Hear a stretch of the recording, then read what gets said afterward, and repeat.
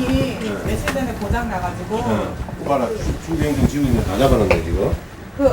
지금 고치러 올 거예요. 물이 새가지고 새벽에 울려가지고 난리 나가지고요. 저희 총무가 또 밤에 새벽에.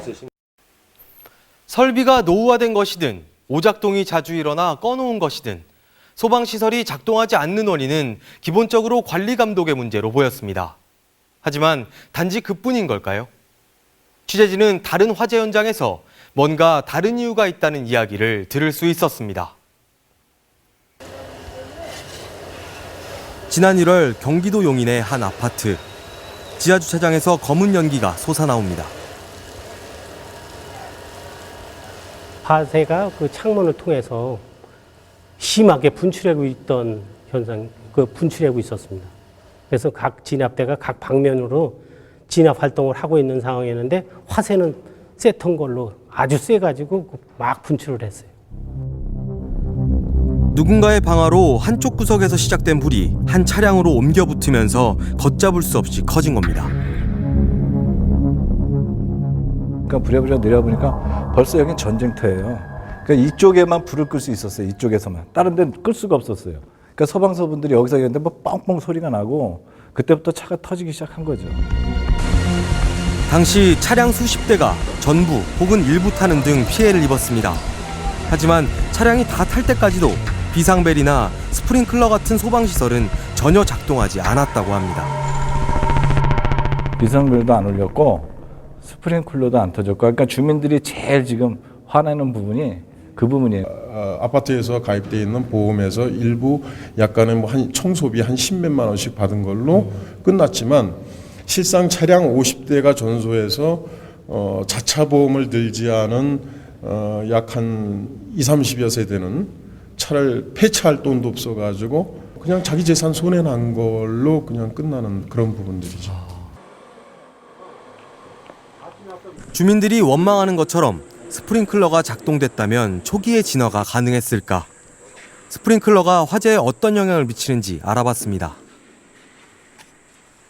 이 천장에 보시면은 스프링클러 헤드가 이제 2개가 설치되어 있는데 여기서 이제 화재를 일으켜가지고 이 스프링클러 헤드가 작동하는 경우와 작동하지 않는 경우를 서로 비교 분석하는 실험입니다.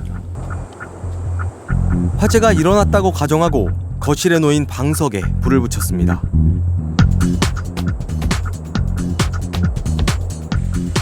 잠시 후 옆에 있던 바구니로 불이 옮겨 붙습니다.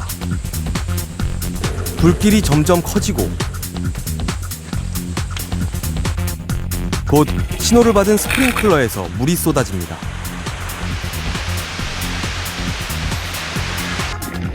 다른 가구나 옆에 있던 마네킹에도 전혀 불이 옮겨지지 않았습니다.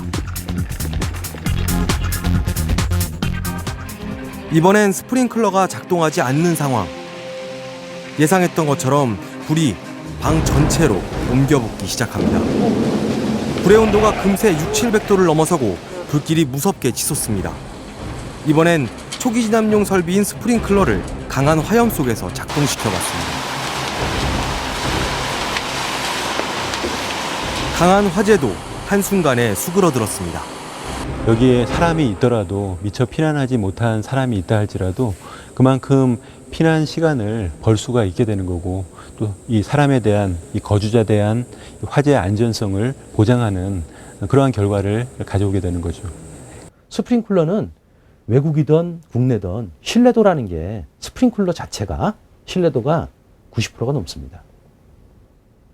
그러니까 10번 중에 9번은 초기 진화를 확실히 할 수 있다는 거거든요. 용인 아파트 주차장에서 이렇게 스프링클러가 작동했다면 큰 피해는 막을 수 있을 텐데 아파트의 소방 설비는 왜 작동하지 않았던 걸까?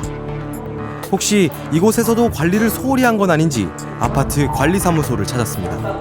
거기에 뭐가 감지가 됐었네. 뭐 울리긴 했었는데. 감지를 할 수 있는 기판이 있는데 그 기판이 화재나 충격에 의해서 타는 바람에 전혀 뭐 아까 방송도 안 됐고 스프링클러도 터지지 않았고 하는 문제가 생겼었던 거죠. 이게 그런 기판입니다. 이게 다 탔었다고요? 네, 이 안에 내부가 탔었어요. 예, 저 뒤에 보면 선으로 연결되는데 선 같은 것들이 다 탔죠.